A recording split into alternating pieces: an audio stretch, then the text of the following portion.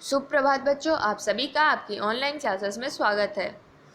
बच्चों, आज आपके इस सेशन में हम पढ़ने जा रहे हैं आपके पाठ्य पुस्तक वसंत भाग 2 के छठे पाठ, जिसका शीर्षक है रक्त और हमारा शरीर। बच्चों, यह पाठ एक निबंध है और इस निबंध के लेखक हैं श्री यतीश अग्रवाल जी। तो आइए जानते हैं सबसे पहले यतीश अग्रवाल जी के बारे में। बच्चों, यतीश अग्रवाल जी का जन्म 20 जून सन 1959 ईस्वी में उत्तर प्रदेश के बरेली में हुआ था। इनकी आरंभिक शिक्षा दिल्ली एवं लखनऊ में संपन्न हुई। इसके बाद उन्होंने आयुर्विज्ञान में उच्चतर शिक्षा मेडिकल साइंसेज और college of medical sciences Delhi से ली। इसके बाद इन्होंने आगे की पढ़ाई वल्लभ भाई Patel chest institute Delhi, Kingsway camp TB अस्पताल दिल्ली और सफदरजंग अस्पताल से की। इसके अलावा इन्होंने जापान और अन्य देशों से यूनिवर्सिटियों से फेलोशिप भी किया और इन्होंने बहुत सारे अनुसंधानों में अपना योगदान दिया। बच्चों, डॉक्टर अग्रवाल हमारे भारत देश के स्वास्थ्य और जनप्रिय आयुर्विज्ञान साहित्य के प्रमुख रचनाकारों में से एक हैं। सन 1980 से इन्होंने अपने स्तंभ और लेख चिंतन देश के प्रमुख राष्ट्रीय हिंदी अंग्रेजी दैनिकों और पत्र पत्रिकाओं में नियमित रूप से प्रकाशित किए हैं। इनके लेख जो राष्ट्रीय हिंदी और अंग्रेजी दैनिक पत्र पत्रिकाएं हैं उसमें निकलते आए हैं। इन्होंने खासकर बच्चों, किशोरों और नवसाक्षरों के लिए बहुत ही ज़्यादा लेख विज्ञान से संबंधित, स्वास्थ्य से संबंधित, आयुर्विज्ञान से संबंधित लिखे हैं और सबको लाभान्वित किया है।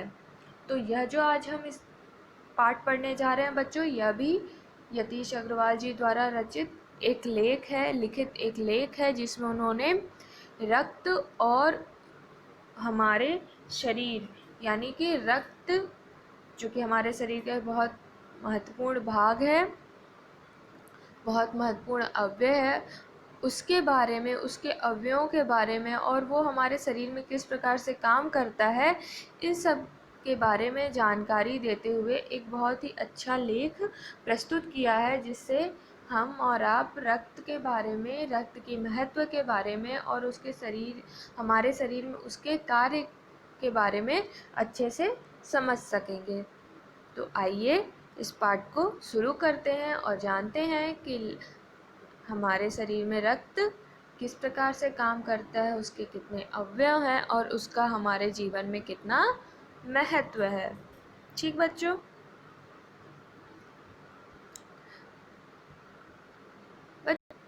पाठ शुरू होता है। दिव्या अनिल की छोटी बहन है।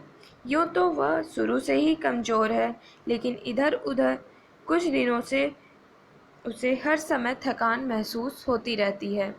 मन किसी काम में नहीं लगता। भूख भी पहले से कम हो गई है। अस्पताल में उसे डॉक्टर ने देखा तो कहा, लगता है दिव्या के शरीर में रक्त की कमी हो गई है, जांच कराकर देखते हैं। यह कहकर उन्होंने दिव्या को रक्त की जांच के लिए पास के एक कमरे में भेज दिया।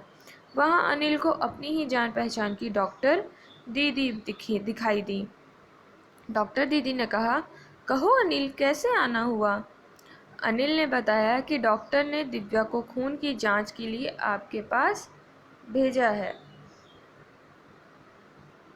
तो बच्चों, इस अनुच्छेद में हमने पढ़ा कि दिव्या और अनिल दो भाई बहन हैं। दिव्या जो लड़की है उसे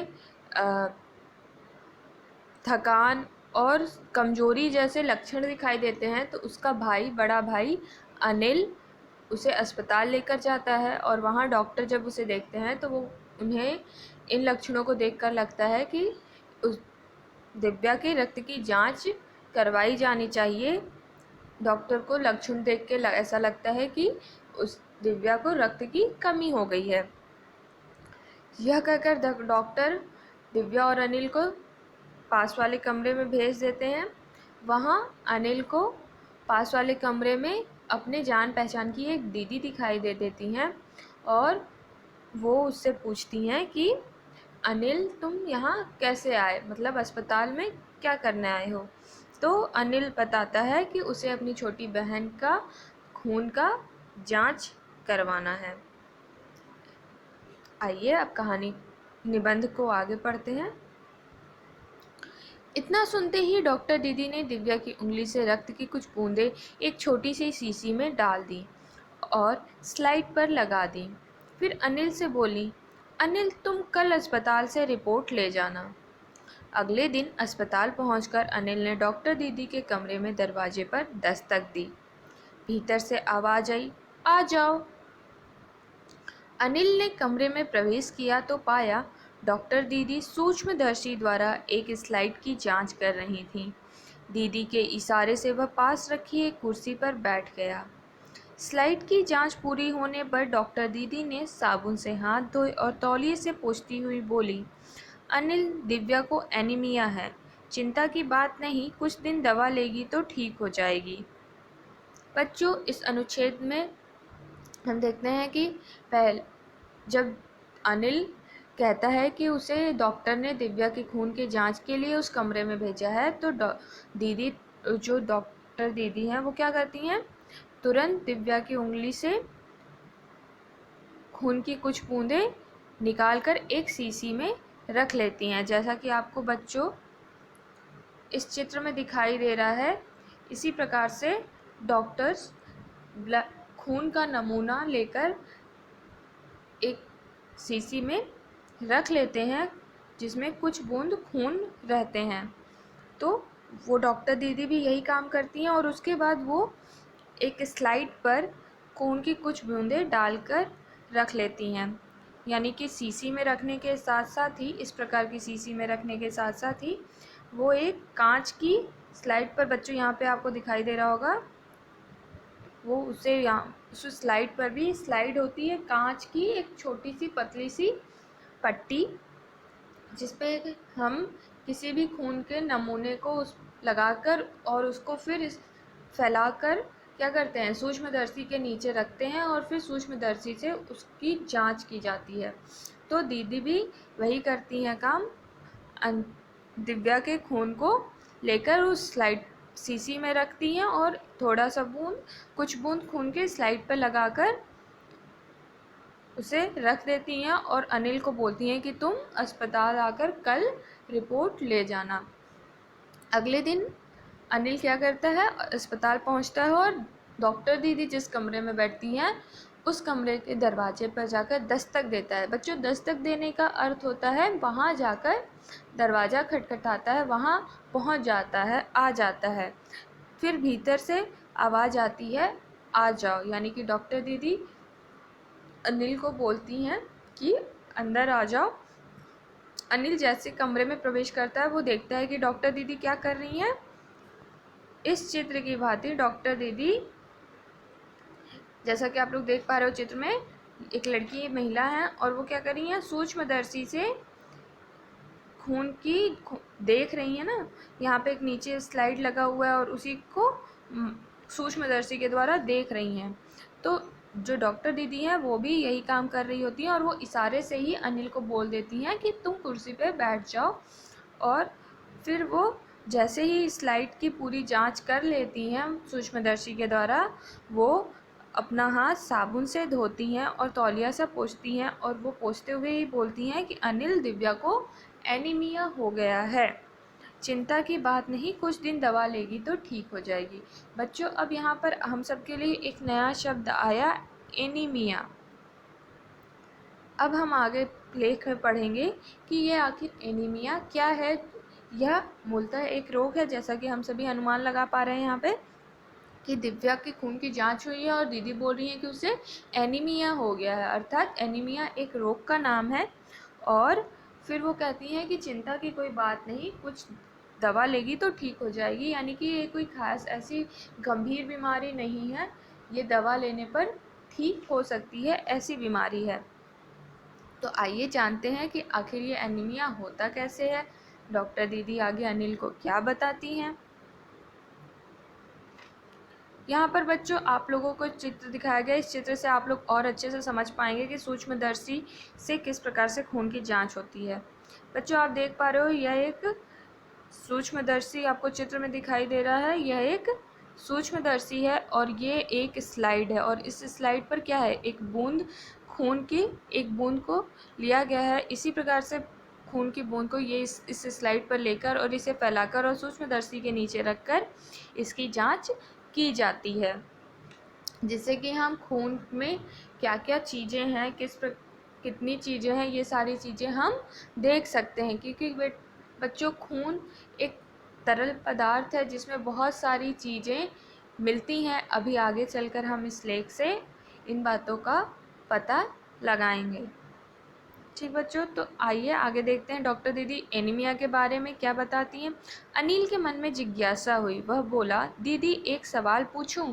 अर्थात अनिल के मन में एनीमिया का नाम सुनते ही क्या होता है, उसके मन में जिज्ञासा उठती है। यानी कि जिज्ञासा का अर्थ क्या होता है बच्चों? जानने की इच्छा। तो अब अनिल के मन में एनीमिया के बारे में जानने की इच्छा उठती है और वह तुरंत दीदी से बोलता है कि दीदी क्या मैं एक सवाल पूछूं? दीदी बोलती, हाँ हाँ क्यों नहीं। डॉक्टर दीदी ने कहा, एनीमिया से आपका क्या मतलब है दीदी? उसने पूछा। अर्थात अनिल ने पूछ लिया कि आखिर एनीमिया से उनका क्या मतलब है, यानी कि आखिर एनीमिया होता क्या है। दीदी कहती हैं आगे, यह जानने के लिए तुम्हें रक्त के बारे में जानना होगा, डॉक्टर दीदी ने कहा। फिर बोली, अनिल देखने में रक्त लाल द्रव के समान दिखता है, किंतु इसे सूक्ष्मदर्शी द्वारा देखें तो यह भानुमति के पिटारे से कम नहीं। मोटे तौर पर इसके दो भाग होते हैं। एक भाग वह जो तरल है, जिसे हम प्लाज्मा कहते हैं। दूसरा वह जिसमें छोटे बड़े कई तरह के कण होते हैं, कुछ लाल, कुछ सफ़ेद और कुछ ऐसे जिनका कोई रंग नहीं, जिन्हें बिंबाणु या प्लेटलेट कण कहते हैं। ये कण प्लाज्मा में तैरते रहते हैं। इतना कहकर डॉक्टर दीदी ने सूक्ष्मदर्शी के नीचे एक स्लाइड लगाई, उसे फोकस किया और बोली, देखो अनिल, सूक्ष्मदर्शी द्वारा जो कण तुम्हें दिखाई दे रहे हैं, ये हैं लाल रक्त कण। तो बच्चों, जैसे ही अनिल के मन में जिज्ञासा उठती है, यानी ये जानने की इच्छा उठती है कि आखिर ये एनीमिया क्या है, वो तुरंत दीदी से सवाल पूछता है और उसके बाद दीदी उसके जवाब में बोलती हैं कि एनीमिया का मतलब समझने के लिए उसे सबसे पहले क्या जानना होगा? रक्त के बारे में जानना होगा, खून के बारे में जानना होगा। वो बोलती हैं कि जो रक्त है वो क्या है? इस तरह तो देखने में एक लाल द्रव है, जैसा कि हम सभी देखते हैं बच्चों, यदि हमें कहीं चोट लग जाए तो हमारे शरीर से एक लाल द्रव, एक तरल पदार्थ जैसा लाल लाल निकलने लगता है, जिसे हम रक्त कहते हैं। लेकिन दीदी आगे बताती हैं कि देखने में तो यह लाल द्रव के समान दिखता है, किंतु यदि इसे सूक्ष्मदर्शी के द्वारा हम देखें तो यह किसी भानुमति के पिटारे से कम नहीं है। बच्चों, भानुमति का पिटारा एक मुहावरा है। भानुमति का पिटारा का अर्थ हुआ कि एक ऐसा वस्तु या एक ऐसी चीज़ जिसमें बहुत सारी चीज़ें छिपी हुई हों या जिसके अंदर बहुत सारी चीज़ें हों, तो उसे हम भानुमति का पिटारा कह सकते हैं। तो रक्त भी एक ऐसी चीज़ है, जो देखने में तो बहुत छोटी सी, एक बहुत तरल पदार्थ जैसी दिखती है, जो एक बूंद में हम देखते हैं तो छोटा सा एक बूंद रहता है लाल रंग का, लेकिन उसके एक बूंद में कितनी सारी चीज़ें छिपी हुई हैं, यह हमें सूक्ष्मदर्शी के द्वारा देखने पर पता चलता है, ऐसा दीदी ने बताया। उसके बाद वो बोलती हैं कि मोटे तौर पर जो रक्त है उसका दो भाग है, यानी रक्त के मुख्य रूप से दो भाग हैं। एक उसका तरल भाग जिसे प्लाज्मा कहते हैं, और दूसरा भाग जिसमें कि क्या होते हैं, बहुत सारी कणिकाएं होती हैं, यानी छोटे छोटे कण होते हैं, और वो कण मूलतः 3 प्रकार के होते हैं। यानी कि रक्त के बच्चों पहले तो 2 भाग होते हैं, पहला एक तरल पदार्थ और दूसरा कण वाला भाग, यानी ऐसे भाग जो कणों से बना हुआ हो। और उसके बाद जो कणिकाएं होती हैं वो 3 प्रकार की होती हैं, पहला क्या बताती हैं, कुछ लाल, कुछ सफ़ेद और कुछ ऐसे जिनका कोई रंग नहीं, जिन्हें प्लेटलेट कहते हैं। यानी कि कुछ लाल रंग की कणिकाएं होती हैं, कुछ सफ़ेद रंग की कणिकाएं होती हैं और कुछ ऐसी कणिकाएं होती हैं जो कि क्या होती हैं, जिनका कोई रंग नहीं होता, और उन्हें हम क्या कहते हैं, बिम्बाणु या प्लेटलेट कण कहते हैं। और ये सारे कण क्या करते हैं, जो रक्त का तरल भाग है उसमें ये सारी कणिकाएं तैरते रहते हैं। बच्चों, आप लोग इस चित्र में देख पा रहे होंगे, इस चित्र को देखोगे तो आपको और स्पष्ट होगा।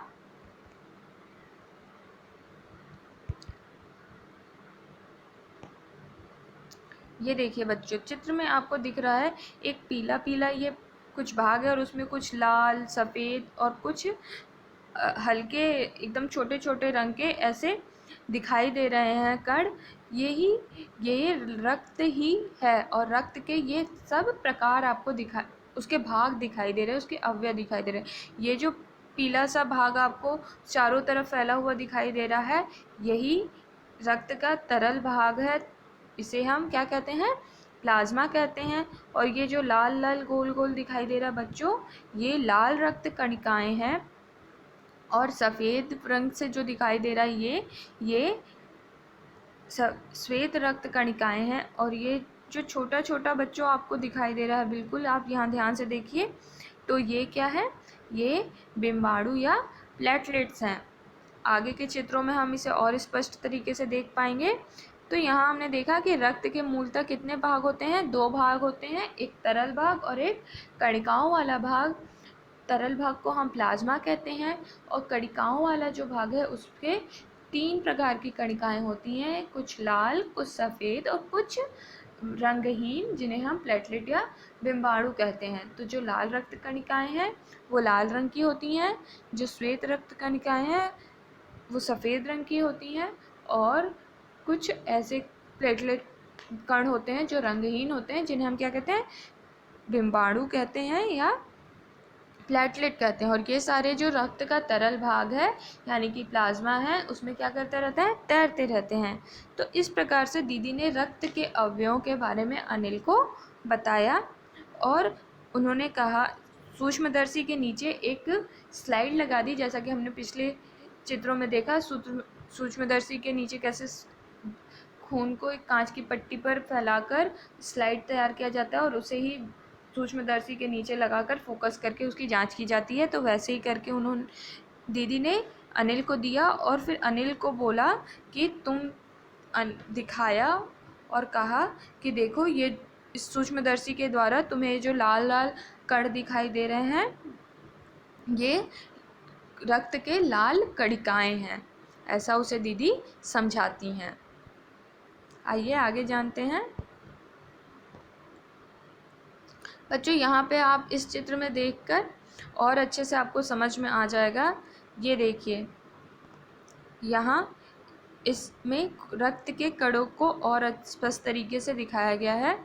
बच्चों, ये आप रक्त का चित्र है, और ये जो लाल आपको कण दिखाई दे रहे हैं, ये रक्त के क्या हैं, लाल रक्त कणिकाएं हैं।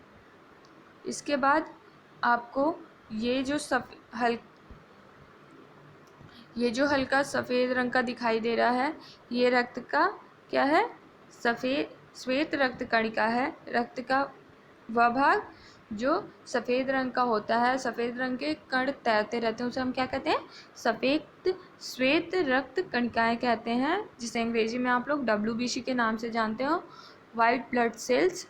इसके बाद बच्चों, रक्त का तीसरा मुख्य भाग होता है, ये छोटे छोटे आपको जो रंगहीन दिखाई दे रहे हैं, इसे हम प्लेटलेट्स या बिम्बाणु कहते हैं। यह भी रक्त का एक भाग है, रक्त की अवयवों में से एक है, एक कणिका है। और इसके बाद बच्चों, यह जो आपको गुलाबी गुलाबी हल्का सा दिखाई दे रहा है, ये क्या है, रक्त का वह भाग है जो तरल होता है और जिसे हम क्या कहते हैं, प्लाज्मा कहते हैं। और ये जो लाल, श्वेत और ये जो रंगहीन कण हैं, ये क्या करते हैं, जो कणिकाएं हैं, वो इसी प्लाज्मा में तैरते रहते हैं। और जैसा कि आप सभी को बच्चों पता है, रक्त क्या है, रक्त हमारे जो नसें होती हैं, हमारे जो वीन्स होती हैं, उसमें बहता रहता है लगातार। और रक्त क्या करता है, हमारे शरीर में ऑक्सीजन को हमारे फेफड़ों से ले जाकर हमारे शरीर के हर अंगों को पहुंचाता है। तो रक्त का काम होता है हमारे शरीर के प्रत्येक अंग तक ऑक्सीजन को पहुंचाना, और इसीलिए रक्त लगातार हमारे रूप में क्या करता रहता है, बहता रहता है। उसका रक्त का संचरण लगातार हमारे शरीर में नसों में होता रहता है।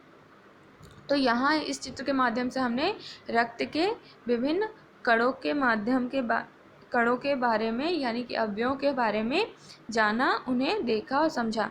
बच्चों, आपको ये दिखाई दे रहा होगा कि ये जो लाल रक्त कणिकाएं हैं वो गोल हैं ऐसे, और लेकिन गोल होने के बाद बीच में कुछ दबी हुई सी हैं, जिससे इनका आकार बिल्कुल एक बालूशाही की तरह दिख रहा है।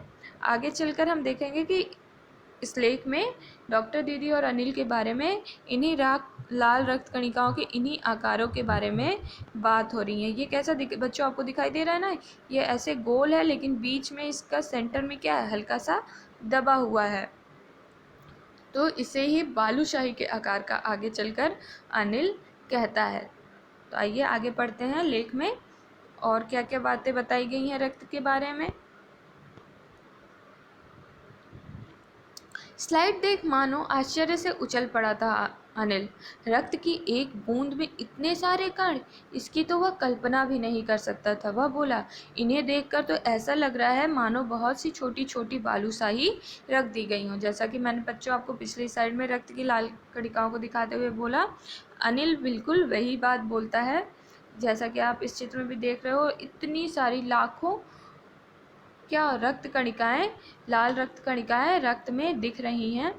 तो ऐसा ही दिखता है अनिल को, और वह इस चीज़ को देखकर क्या होता है, बहुत ज़्यादा आश्चर्यचकित हो जाता है। और वो बोलता है कि इन्हें देखकर तो ऐसा लग रहा हो मानो बहुत सी छोटी छोटी बालूशाही रख दी गई हो। उसे रक्त की जो लाल कणिकाएं हैं उसका आकार कैसा दिखता है, बालूशाही, जो कि एक मिठाई होती है उसकी तरह दिखाई दे रहा है, क्योंकि रक्त की जो कणिकाएं हैं वो भी क्या हैं, गोल हैं और बीच में चपटी हैं। हाँ, दीदी बोली, लाल कण बनावट में बालूशाही की तरह ही होते हैं, गोल और दोनों तरफ अवतल यानी बीच में दबे हुए। यानी कि जो लाल रक्त कणिकाएं हैं, दीदी बताती हैं कि वो बालूशाही के आकार जैसे ही होते हैं, जो कि क्या होते हैं, गोल होते हैं और दोनों तरफ से अवतल होते हैं, अर्थात बीच में दबे हुए होते हैं, जैसा कि हम लोगों ने चित्र में देखा था और समझा था। रक्त की एक बूंद में इनकी संख्या लाखों में होती है, अर्थात एक बूंद रक्त में ये लाल रक्त कणिकाएं लाखों की संख्या में पाई जाती हैं। यदि हम 1 मिलीमीटर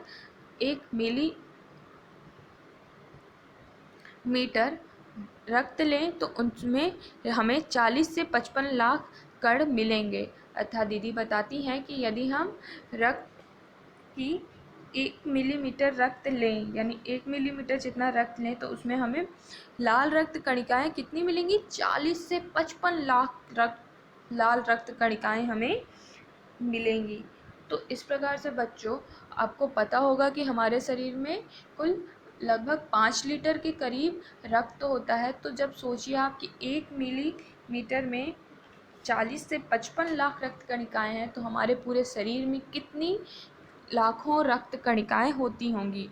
तो इस प्रकार से जो हमारे शरीर में जो रक्त है वो कितनी अधिक मात्रा में होता है, और उसमें कितने अधिक मात्रा में लाल रक्त कणिकाएं होती हैं, जो कि दिखने में हमें एक छोटी सी बूंद दिखाई देती है, लेकिन उसमें कितने सारे लाखों कण छिपे हुए होते हैं। तो आगे चल के देती बोलती हैं कि इनके कारण ही हमें लाल रंग का नज़र आता है। यानी कि लाल रक्त के लाल होने का कारण क्या है, क्योंकि उसमें बहुत ज़्यादा मात्रा में ये लाल रक्त कणिकाएं ही पाई जाती हैं, इसीलिए हमें रक्त का रंग क्या दिखाई देता है, लाल दिखाई देता है। रक्त में पाने को तो बहुत सारी चीज़ें पाई जाती हैं, लेकिन लाल रक्त कणिकाएं सबसे अधिक मात्रा में होती हैं, इसीलिए हमें रक्त का रंग कैसा दिखाई देता है बच्चों, लाल दिखाई देता है। आगे दीदी बताती हैं कि ये कण शरीर के लिए दिन रात काम करते हैं।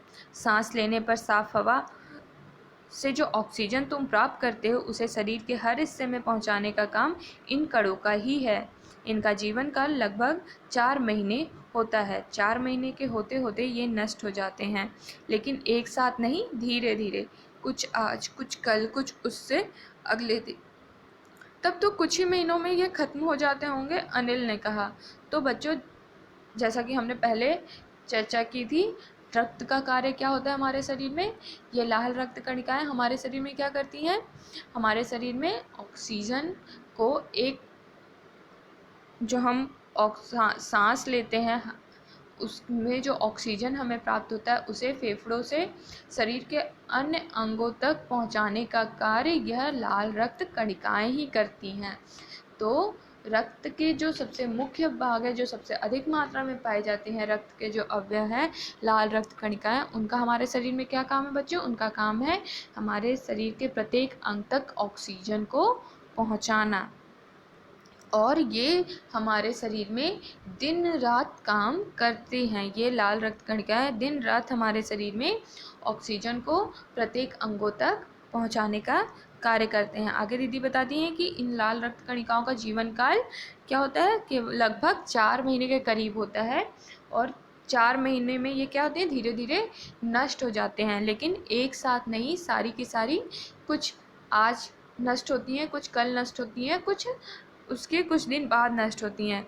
तो जैसा कि आप सभी के मन में प्रश्न उठ रहा होगा, वैसे ही अनिल के मन में भी प्रश्न उठता है। तब तो ये लाल रक्त कणिकाएं कुछ महीनों में एकदम ही खत्म हो जाती होंगी। ऐसा प्रश्न अनिल भी करता है, और यही प्रश्न आप लोगों के मन में भी आ रहा होगा बच्चों। हाँ, कि अगर 4 महीने ही इनका जीवन काल है, तब तो धीरे धीरे करके सारी रक्त कणिकाएं ही खत्म हो जाएंगी, नष्ट हो जाएंगी। तो आइए देखते हैं दीदी इसका क्या जवाब देती हैं। यह सुनकर दीदी मुस्कुरा उठी, बोली, नहीं, ऐसा नहीं होता। शरीर में हर समय नए कण बनते रहते हैं जो नष्ट कणों का स्थान ले लेते हैं। हड्डियों के बीच के भाग मज्जा में ऐसे बहुत से कारखाने होते हैं जो रक्त कणों के निर्माण कार्य में लगे रहते हैं। इनके लिए इन कारखानों को प्रोटीन, लौह तत्व और विटामिन रूपी कच्चे माल की ज़रूरत होती है। यह पौष्टिक आहार लेते हो, हरी सब्जी, फल, दूध, अंडा और गोश्त में ये तत्व उपयुक्त मात्रा में होते हैं। तो बच्चों, जैसा कि हम आप सभी के मन में प्रश्न उठ रहा था कि आखिर ये लाल रक्त कण जब 4 महीने ही इनका जीवन काल होता है, तब तो सारी की सारी एक साथ नष्ट हो जाती होंगी। तो दीदी उसका समाधान करती हैं और बोलती हैं कि नहीं, ऐसा नहीं होता। हमारे शरीर में लाल रक्त, जो रक्त की कणिकाएं हैं, लाल रक्त ही नहीं, और भी जो कणिकाएं हैं, सफ़ेद श्वेत रक्त कणिकाएं या प्लेटलेट्स, ये सभी भी क्या करते हैं? दिन प्रतिदिन नए नए बनते रहते हैं। नए नए रक्त कणिकाएं बनती रहती हैं। ये जो रक्त कणिकाएं नष्ट होती हैं, उनका स्थान नई रक्त कणिकाएं लेते रहती हैं दिन प्रतिदिन। और ये रक्त कणिकाएं कहाँ बनती हैं? ये हमारे हड्डियों के बीच के भाग, जो मज्जा होता है, उसमें बहुत सारे कारखाने होते हैं, अर्थात इन रक्त कणिकाओं के निर्माण करने के स्थान होते हैं। और इन रक्त कणिकाओं का निर्माण कार्य उन्हीं हड्डियों के बीच के जो मज्जा वाला भाग है, उसी में होता रहता है। और दीदी बताती हैं आगे कि इन कारखानों को, यानी कि इन भागों में जहाँ पे रक्त की कणिकाओं का निर्माण होता है, उनमें वहाँ पे कुछ कच्चा माल, आप सभी बच्चों जानते हो कि जब भी हम किसी चीज़ का निर्माण करते हैं, कोई भी प्रोडक्ट तैयार करते हैं, उसके लिए हमें कच्चे माल की, रॉ मटेरियल की ज़रूरत होती है। जैसा कि आप उदाहरण मान लो, आपको घर पर रोटी ही बनाना है, तो रोटी बनाने के लिए आपको गेहूं का आटा और पानी जैसे कच्चे माल की ज़रूरत होती है। तो ठीक उसी प्रकार से लाल रक्त कणिकाएं या श्वेत रक्त कणिकाएं या रक्त की अन्य जो अवयव हैं, उसे भी बनाने के लिए कुछ कच्चे माल की ज़रूरत होती है। और वो कच्चा माल क्या होता है बच्चों? वो कच्चा माल होता है प्रोटीन, लौह तत्व और विटामिन रूप, जैसे ये सारी चीज़ें क्या है कच्चे माल हैं रक्त कणिकाओं के निर्माण के लिए। और ये रक्त कणिकाओं का निर्माण कहाँ होता है? हमारे हड्डियों के बीच में मज्जा जो होती है वहाँ पर बहुत सारे कारखाने होते हैं। कारखाने से यहाँ तात्पर्य मतलब कि बहुत सारे ऐसे स्थान होते हैं जो कि क्या करते हैं, जहाँ पर रक्त कणिकाओं का निर्माण होता है। तो दीदी हमें बताती हैं कि किस प्रकार से दीदी के माध्यम से लेखक हमें बताते हैं कि किस प्रकार से रक्त का निर्माण हमारे शरीर में दिन प्रतिदिन होता रहता है। और हम जो हरी सब्जियां पौष्टिक आहार खाते हैं, पौष्टिक आहार मतलब ऐसे आहार जिसमें हमें क्या मिले, पोषण तत्व मिले, हम जो हमारे शरीर के लिए आवश्यक पोषक तत्व हैं जैसे विटामिन, प्रोटीन, लौह तत्व, जो खनिज पदार्थ हैं जैसे बहुत सारे मिनरल्स होते हैं वो, और उसके अलावा कार्बोहाइड्रेट और फैट, ये सारी चीज़ें जो हमें क्या मिलती हैं, एक संपूर्ण पौष्टिक आहार खाने से मिलती हैं। तो उन्हीं आहारों से जो हमें ये सारे तत्व मिल रहे हैं उससे हमारे शरीर में क्या होता है बच्चों, उससे हमारे शरीर में रक्त कणिकाओं का निर्माण होता है। और इसीलिए जो दिन प्रतिदिन पुरानी रक्त कणिकाएं क्या नष्ट होती हैं तो उसकी जगह पे नई नई नित्य प्रतिदिन नए नए रक्त कण बनते रहते हैं। और ये सारी चीज़ें हमें किससे मिलती हैं, हम पौष्टिक आहार में क्या क्या खाते हैं बच्चों, हरी सब्जियां खाते हैं, फल, दूध, अंडा और गोश्त खाते हैं। तो ये सारे जो तत्व, जो कच्चे माल हैं जैसे विटामिन, प्रोटीन और लौह तत्व, ये सारी चीज़ इन सारी तत्वों में या इन सारी चीज़ों में जैसे हरी सब्जी, फल, दूध और अंडा, गोश्त यानी कि मांस, मछली जो और इन सब चीज़ों में ये तत्व प्रचुर मात्रा में, भरपूर मात्रा में पाए जाते हैं। और इन्हीं चीज़ों को खाने से क्या होता है, हमारे शरीर में पोषक तत्व पहुंचते हैं और उस पोषक तत्वों से क्या होता है बच्चों, हमारे शरीर में रक्त कणिकाओं का निर्माण होता है। तो इस प्रकार से दीदी ने अनिल को ये सारी बातें समझाई कि किस प्रकार से रक्त का निर्माण हमारे शरीर में होता है, रक्त कणिकाओं का निर्माण हमारे शरीर में होता है, उसके लिए कौन कौन से तत्व महत्वपूर्ण हैं और वो तत्व हमें किन किन चीज़ों से मिलते हैं। ये तीनों बातें यहाँ पर स्पष्ट होती हैं।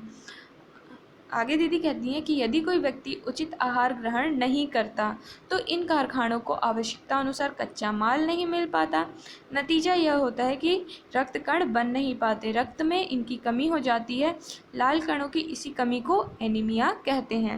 यानी कि दीदी आगे स्पष्ट करती हैं कि एनीमिया जो कि दिव्या को हो गया है वो कैसे हो गया है या वो किस कारण से होता है। वो बताती हैं कि यदि कोई व्यक्ति या मनुष्य क्या करता है, उचित आहार ग्रहण नहीं करते, यानी कि हरी सब्जी, फल, दूध, अंडे, गोश्त ये सब नहीं खाता है, यानी कि जो शरीर को पोषक तत्व चाहिए होते हैं, प्रोटीन, विटामिन और लौह तत्व, ये सारी चीज़ों, खनिज तत्वों से जिन चीज़ों से मिलता है, अगर वो चीज़ हम नहीं खाते हैं, वो आहार हम ग्रहण नहीं करते हैं तो उससे क्या होता है, हमारे शरीर में कच्चे माल की यानी कि विटामिन, प्रोटीन इन सब की कमी हो जाती है।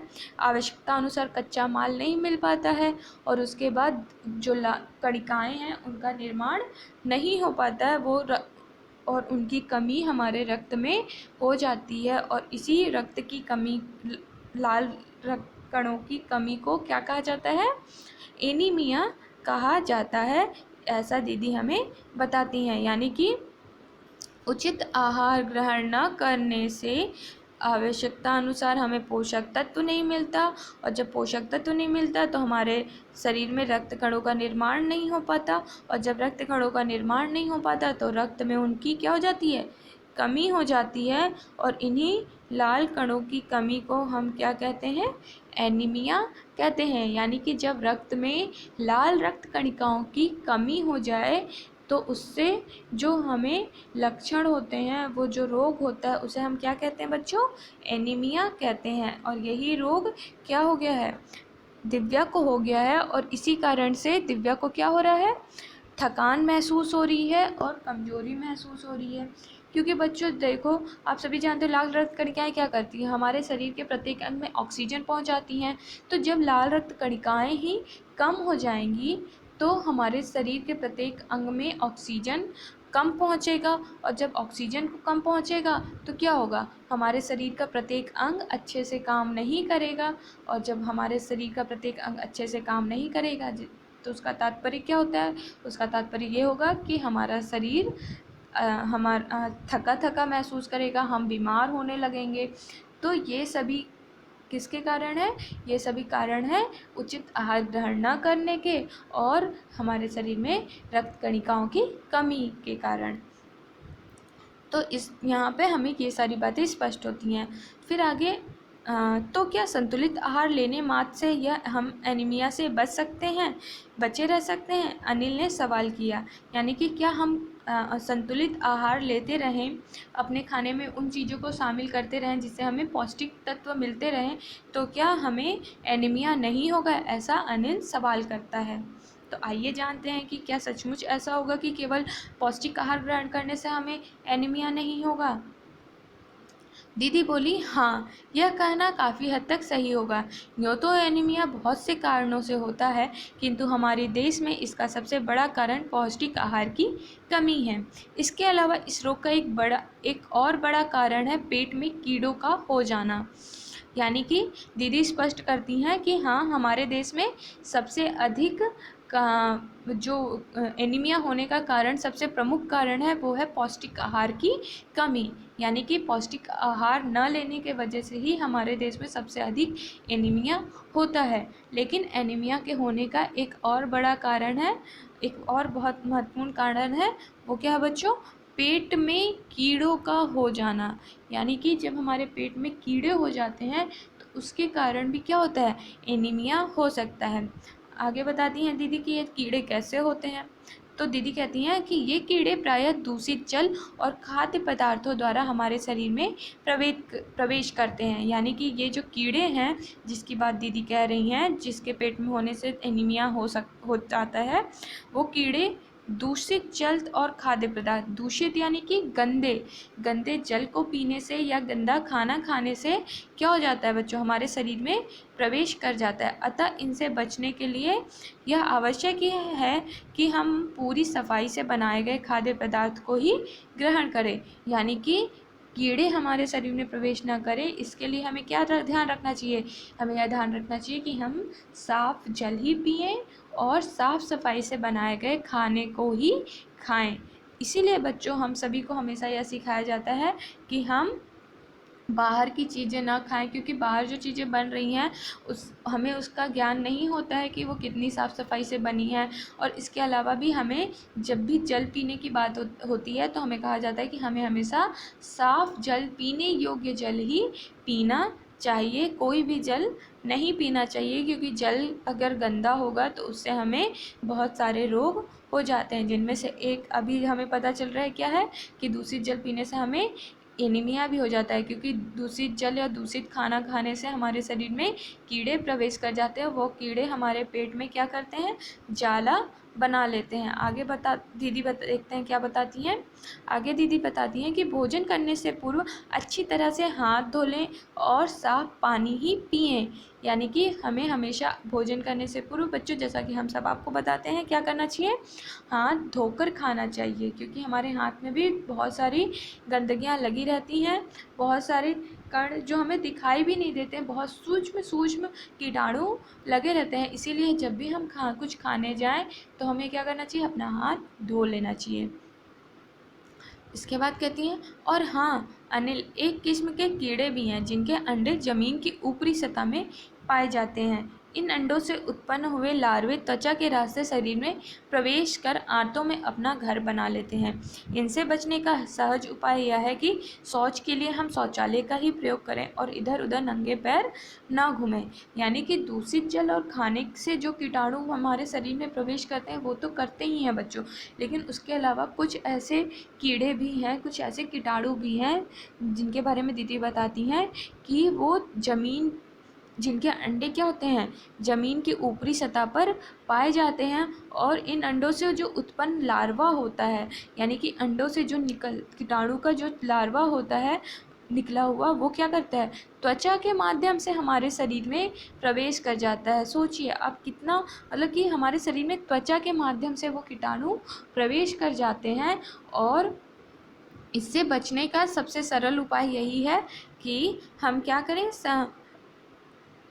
शौच के लिए हम शौचालय का ही प्रयोग करें, कहीं भी इधर उधर शौच के लिए ना जाएं और कहीं भी इधर उधर नंगे पांव ना घूमें, क्योंकि वो जो कीटाणु है वो ज़मीन पर ही पाए जाते हैं, उनकी ज़मीन की ऊपरी सतह पर ही उनके लार्वे होते हैं। और वो त्वचा के, अगर हमारा शरीर उनसे क्या होगा, टच करेगा, उससे उस उन लार्वों से छुएगा तो क्या होगा, वो लार्वे हमारे त्वचा के माध्यम से हमारे शरीर में प्रवेश कर जाएंगे और हमारे आंतों में अपना घर बना लेंगे, ऐसा दीदी बताती हैं।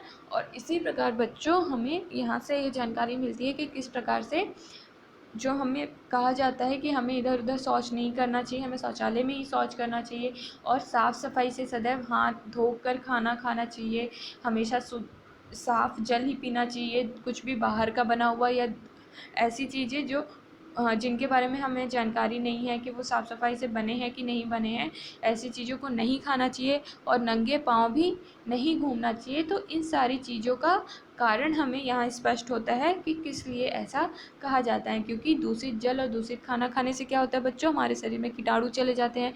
इसी प्रकार कुछ ऐसे भी कीटाणु होते हैं जो ज़मीन की ऊपरी सतह पे पाए जाते हैं, और यदि हम क्या करें, नंगे पाँव घूमेंगे या इधर उधर शौच करेंगे, खुले में शौच करेंगे, तो उससे वो कीटाणु क्या हो जाएंगे, हमारे त्वचा के द्वारा हमारे शरीर में पहुंच जाएंगे और हमारे आंतों में अपना घर बना लेंगे। और इससे हमें क्या हो सकता है बच्चों, एनीमिया हो सकता है। तो हमें हमेशा सावधान होकर सारी चीज़ें करना चाहिए, हमें ऐसी कोई कार्य नहीं करने चाहिए जिससे कि क्या हो, हमारे शरीर में ये सारे कीटाणु प्रवेश करें।